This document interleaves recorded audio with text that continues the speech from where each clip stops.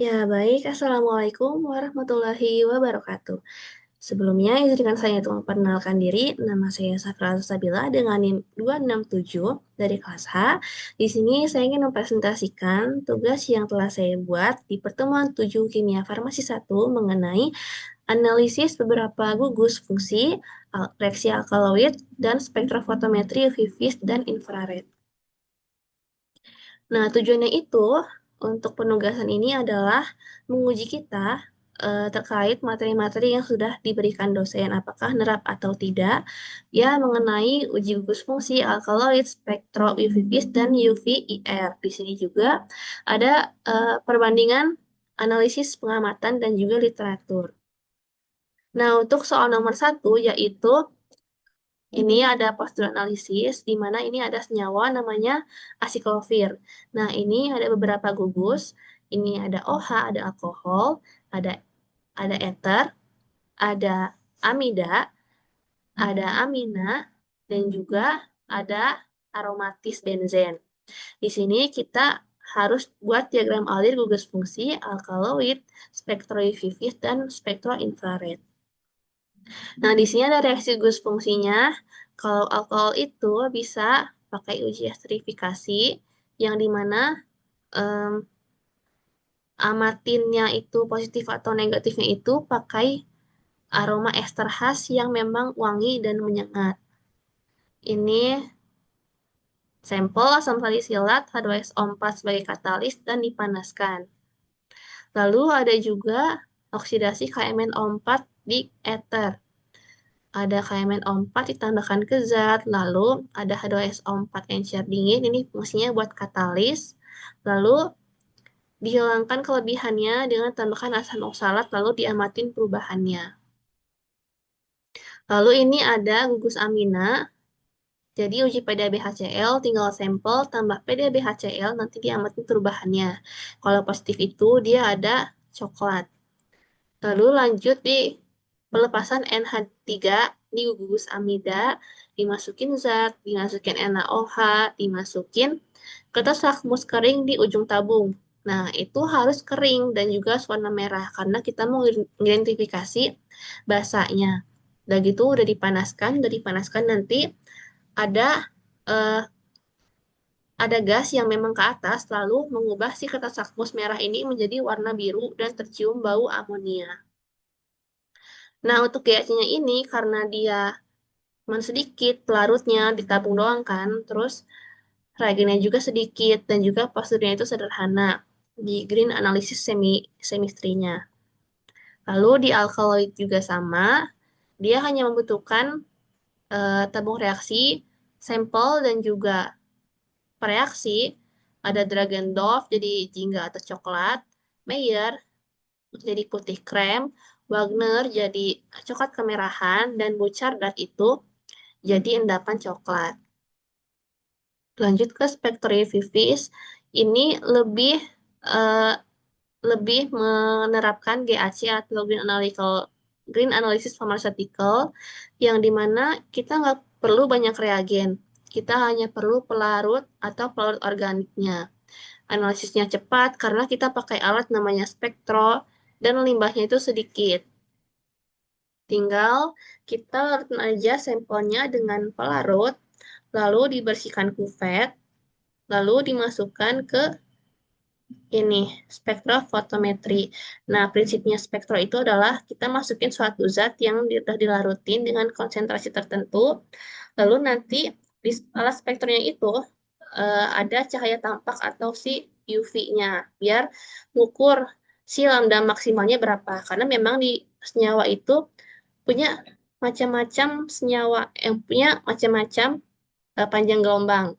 Jadi kita bisa nentuin bahwa dengan panjang gelombang sekian itu senyawa sekian. Nih, untuk perbandingannya bisa dibandingkan dengan standar, ada sampel dan juga standarnya itu bisa dari FI atau dari Vogel ataupun literatur lain seperti buku kimia farmasi. Nah, ini infrared. Nah, infrared itu sama eh, kayak UV vis untuk preparasi sampelnya. Tinggal sampel ditambahkan dengan pelarut, terus dengan konsentrasi tertentu ditambahkan ke ini alat infrared, lalu diamati spektrumnya berapa. Ini juga bisa dilihat di literatur untuk perbandingan. Nah, di sini ada bilangan gelombangnya tertera. Seperti kalau misalkan kita ada fenol, gugus fungsinya OH, bilangan gelombangnya segini. Nah, ini adalah soal yang kedua. Kita ingin menjelaskan prinsip analisis kualitatif dan juga tanggapannya gimana sih. Di sini ada eh, lambda max-nya 230 nanometer dan 274 nanometer. Nah, prinsipnya ini kalau UV vis, karena tadi yang sudah saya jelaskan bahwa setiap senyawa itu pasti punya yang namanya spektrum. Jadi, di spektrum itu tuh kita bisa analisis bahwa itu senyawa apa. Nah, di sini panjang gelombangnya itu 230 sampai 273. Jadi, eh, di 230 sampai 274 ini adalah diperoleh baku asam benzoat. Jadi, ini memenuhi kriteria identifikasinya. Terus ini soal nomor 2, ini kita disuruh untuk mencari epsilon max-nya berapa dan transisinya apa dari spektrum ini. Nah, ini adalah nilai epsilon max-nya dengan BM 198 seperti ini yang ada di sini 198, lambda max-nya 274 dengan A max-nya 0,5.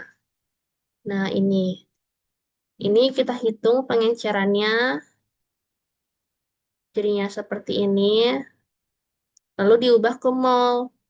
Nah, ini diubah ke mol 0,01 dibagi BM-nya, hasilnya segini. Lalu menghitung epsilon max-nya dengan rumus A sama dengan epsilon kali B kali C.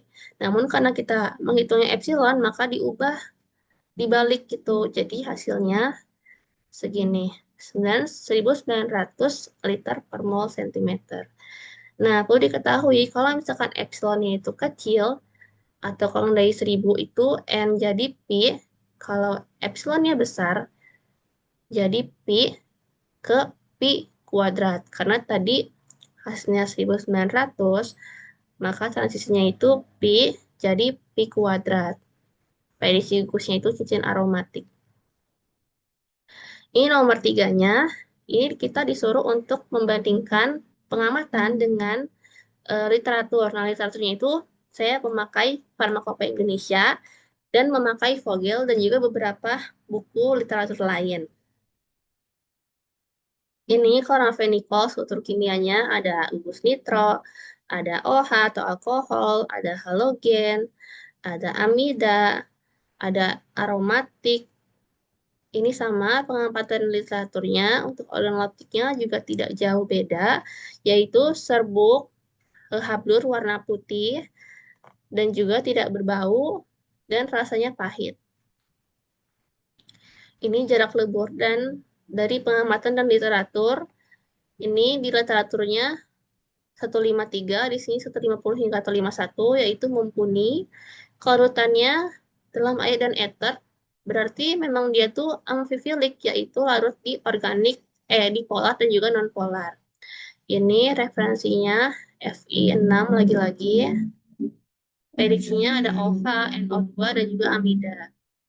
Lalu ini ada FeOH, indikasi fenol. Jadi kalau positif tuh warnanya hijau kebiruan.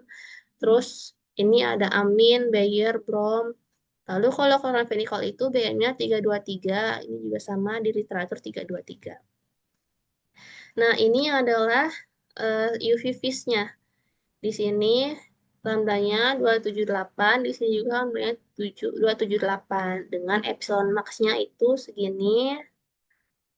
Dan prediksi gugusnya itu adalah aromatik, ada nitro, atau yang kedua, sama ikatan rangkap terkonjugasi.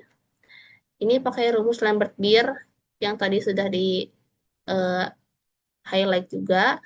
Epsilon sama dengan A per B kali M.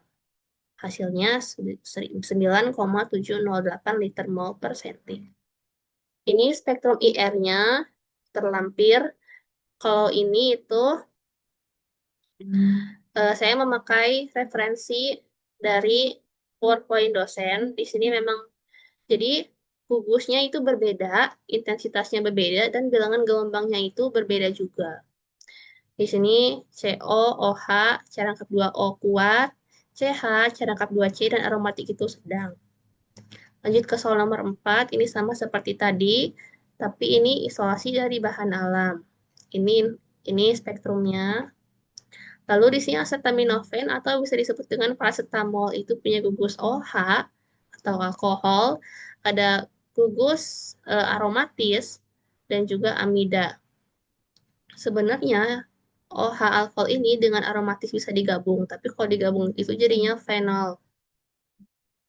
Di sini ada fenol, amina, amina amida, dan aromatis. Ini juga sama di referensi Fi6. Dan organoleptiknya itu tidak jauh beda.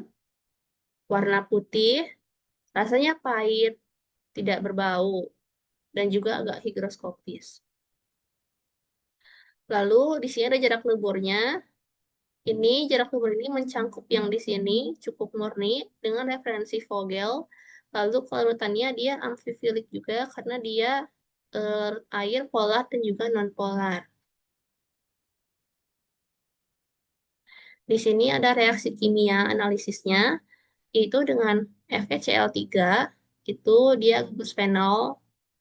Kalau misalkan positif itu warnanya hijau, terus kalau pelepasan NH3 tadi di awal sudah dijelaskan, dia tercium bau amonia dan mengubah kertas lakmus merah menjadi biru. Lalu ada adesi brom dan juga Bayer. Ini NH3 amina, hidroksinamat ether, dan brom ikatan rangkap. Dan ini BM-nya 151, ini 151,16. Sama, hanya beda di desimalnya saja. Lalu ini adalah spektrum UV-nya, lambda-nya sama di 243 nanometer.